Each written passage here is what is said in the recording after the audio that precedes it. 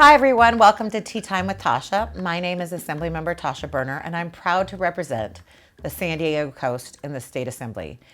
On my podcast, you get to hear from state and local leaders on all the things that matter to you most. And today I have a wonderful guest with a million titles. And so I'll let her introduce her favorite titles of the million things she does. So thank you for joining us, Dr. V. Nguyen. Thank you so much. I'm so excited to be here. So walk us through your titles. Like I have like 5 that I can name, but I heard there's like 20 more. I think the most important title I have is I'm a pediatrician, so I take care of about 2,000 kids, so I'm their doctor. And then in the state, I'm the American Academy of Pediatrics California chair of the State Government Affairs Committee on Environmental Health and Climate Change. So I kind of help try to influence legislative stuff at the Sacramento level. And I'm actually founder of San Diego Pediatricians for Clean Air. So we founded about 7 years ago, and we're a coalition of pediatricians, medical students, and pre-medical students, and we try to do what we can to help the climate and the environment in San Diego. I love that because so often when we think about environmental justice, we don't think about public health. It's a weird thing. We think about environmental justice and we think about the environment, and especially in my district, which goes from Carlsbad in the north to downtown San Diego and Coronado in the south, we think about the environment as sea level rise or extreme heat, but it's a total public health crisis. And that's why you were recognized as our 2025 Environmental Justice Hero in my Environmental Hero Awards this year. Excited. Could you walk us through, how do you go from being a pediatrician to an environmental justice advocate? Like, how does that happen? Because I want everybody to be that. I've shared it a lot on different podcasts and interviews, but the short story is that, I'm a pediatrician, I see patients, and I actually had gone through burnout. And then, had kind of, and the true story is I'm from San Diego, born and raised, was never like a beach person, I think because I was from Bonita, so we're a little more inland. And then in the midst of burnout, I actually just started picking up trash on the beach. I became a plogger, which is a jogger and a litter picker. And that's pretty much the real story. And then I lived in PB at that time, and I still live there, and I just pick up trash. And then I got really happy.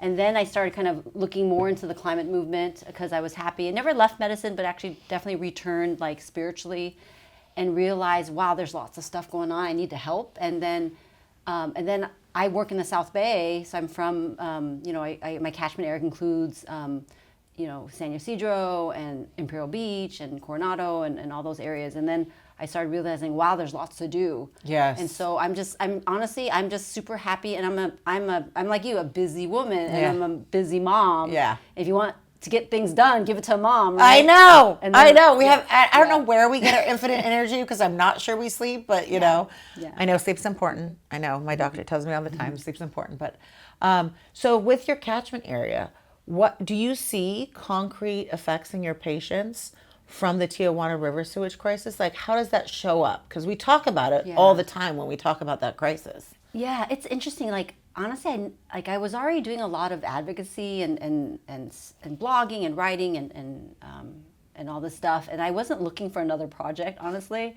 And what happened was that when everything kind of blew up on the news, and we actually started seeing it in clinic.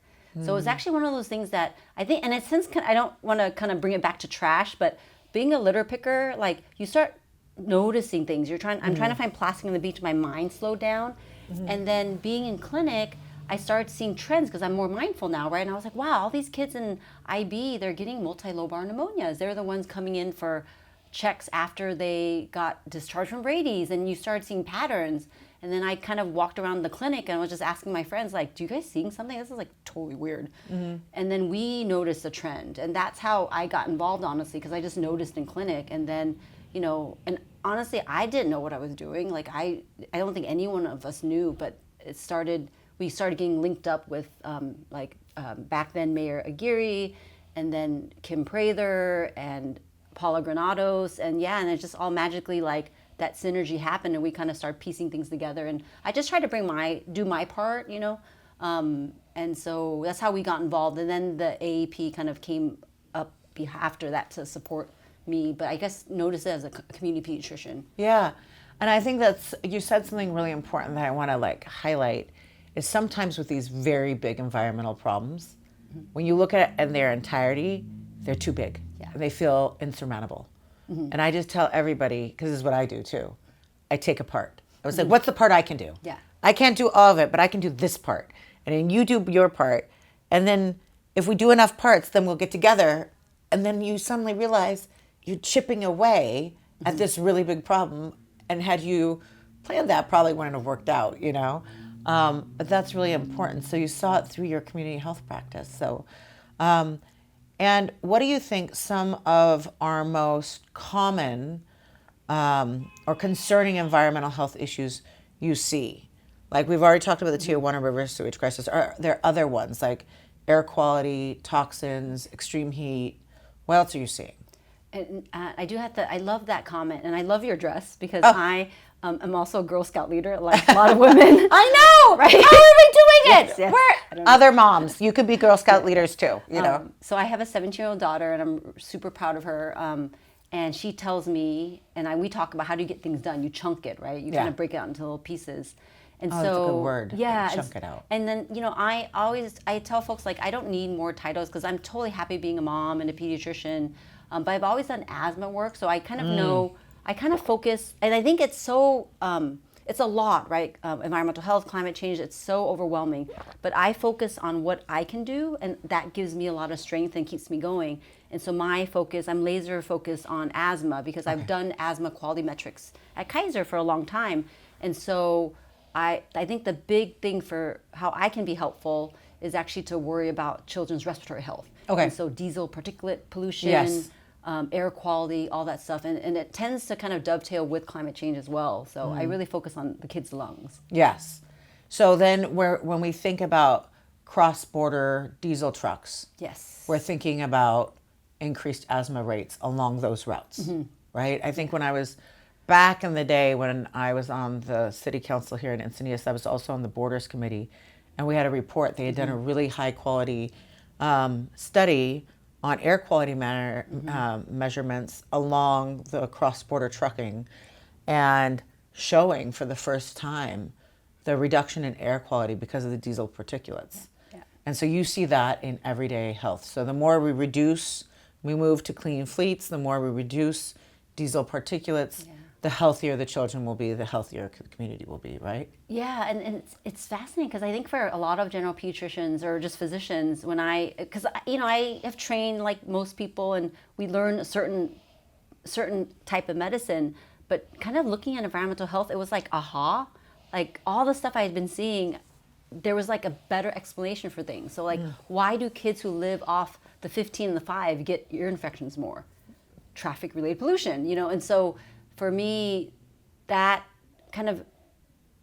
just, it answered my questions about what I had been seeing in clinic. And if I can show that to the public, my patients or other physicians, it really makes things easier to understand. And honestly, my goal is really to recruit. Because I know that I'm a very happy general pediatrician, and physicians, we are very, we're remarkable, right? We've done a lot to get to where we are. And I tell people, organic chemistry is hard, brain surgery is hard, you know, reading MRIs are hard, but kind of working on environmental health and trying to help our community is not hard. We just have to speak up, and there's lots of us out there. So I'm one. When I initially started doing this, it was just me, but since I've had at least like 40, 50 other pediatricians join our group, and we just try to do what we can. We all still work. And so, yeah, it's been really cool to kind of looking at, I mean, it's sad, the diesel particulate pollution, but at the same time, like knowing that there is an answer to all the ear infections and asthma and sinusitis, like let's try to get to that. You know? Yeah. And then linking those cases you're seeing to what are the public policy changes that need to happen to make healthier communities, right? Like that's the thing. And that's where, like, that's why you were our environmental hero for environmental justice this year. So you also, so maybe we just covered it, but you also serve as chair as the AAP's California State Government Affairs Committee on the Environmental Health and Climate Change. So do you have other priorities than what we were just talking about when you think about the state? Like, what should the state be doing? Yeah, I have to say, I always tell folks that if I hadn't been a physician, I definitely could have been like a salesperson. So I really have to thank the American Academy of Pediatrics. They really just gave me a voice at a time. Because I joined the AP about 8 years ago, so kind of later in my career. It really gave me this voice and an opportunity for me to have a say. And these professional organizations, AAP, American College of Physicians, more physicians should be involved because we have this advocacy wing. And so my position is volunteer. And so I kind of like, I'm all over the place, like work on lead stuff and diesel particulate matter. But right now our main focus is the Make Polluters Pay Act. So Carolyn Minjavar's bill, right? Yeah. And I have to say, in San Diego, Youth v. Oil, San Diego 350, the kids are just leading. And so I just like really just try to support them. So wherever the kids tell me, Dr. Nguyen, we need you to come speak, I'll show up. But I'm really letting them, but that's the big focus for next year. Yeah, that's great. You know, I see this in my daughter. I don't know if you see it in your daughter. There's this like tension between fear of the climate crisis, and yet they're children, so they're hopeful. Yeah. Right? Yeah. And so, but there's that tension there where like some days my daughter was like, I don't know what the planet's going to look like. Yeah. And because they also don't have an idea of timelines. Yeah. When you say 100 years, a 14-year-old doesn't know what 100 years is. You know, she's like 14 years old. And so I was like, you know, that's not in your lifetime. Like that's like farther out. But then there's a hope and an engagement. I always, when I find my job tough, I always tell my staff, get me in front of some kids, like high school kids, get me in front of some second and third graders who are lovely and remind me why I do what I do, because it's for them. But I do hear that there's a strong advocacy among youth and giving them agency. Like that's what I tell them. I was like, you may not be able to vote, but what elected official in their right mind wouldn't listen to a group of teenagers who've taken time out of their day to come talk to us? Like we would all do that. You know, I can't even name a person who I know who wouldn't do that. What gives, if that's like, you have this tension between like kind of this dismal view of the future, you see all these cases of affected health, what gives you hope? You know, yeah, and I have to say, it's as a pediatrician, seeing the kids out in front. I mean, it's so inspiring but heart wrenching at the same time because you're a mother as well. You know, like my own kids have worked on some projects with me. You know, I rather them worry about homecoming, right? Yeah. Like and just be kids. But what's really given me hope is I've definitely worked and allied with other physicians in my age bracket, and we are just uplifted by the students, especially. And I definitely work with younger kids, but mostly with medical students and pre-medical students. And Dr. Castellanos was here that day to kind of we're like cohorts and partners in crime together. And the pre-meds and medical students, they got it, you know, and so they really just need a little bit of boost from Luis and myself and other physicians that are more senior, but we have to uplift these voices. And being with these kids, I mean, they really are kids, right? They're like in their 20s and whatnot. We need this intergenerational collaboration. And for me, that was the antidote to burnout, right? Like I started, like I was always a really present pediatrician, but then when I started seeing my patients and my students as collaborators outside doing advocacy, it all made sense. Because I think the clinic walls, there's this artificial divide. So when I started picking up trash with students, kind of going to city council meetings and just bringing students along, it kind of broke down the barriers and we became more people and community members together. So yeah, definitely the kids give me energy. Yeah, and hope. Yeah. So last question, if you can share one message with policymakers and parents about children's environmental health, what would it be? One message. I would say the kids deserve the best. We should, you know, that phrase, we borrow the earth from our children, is true. Yeah. You're gonna make me cry. I always say, save the planet for the kids. Yeah. So thank you. Thank you so much. Yeah, thank you so much. For being thank here. Yeah. Thank you for all the work you do. I'm glad you got through your burnout by finding this new calling and bringing together the community. And thank you for all the work you do. And you know, I think it's a call to people doctors can be in many spaces, not just in the clinic. You know. Yeah, and thank you for who you are, because I honestly, after I came back from the Environmental Hero, I was just going on and on about you to my daughter because she does not want to be a physician, which is totally fine with me, but she wants to go into government and law. And I said, oh my gosh, there's, these women who are out in front in California in politics. Like, you give us a lot of hope. And I'm there to cheerlead you on as well. Thank you. Thank you, V. It's hard. I never, I studied political science, but until I was 42, I never imagined myself in politics. And suddenly found the thing I was meant to do in life. So I always tell young people, life isn't necessarily linear. And that's what I think young people think it has to be linear. And I am the example of everything not linear, And so, but thank you. I think it's the two of us together and all of us together that makes our community better. So feel free to like, subscribe, comment, and share with everybody you know. If you also want to have somebody special on this podcast, feel free to let me know. And until next time, stay curious, California.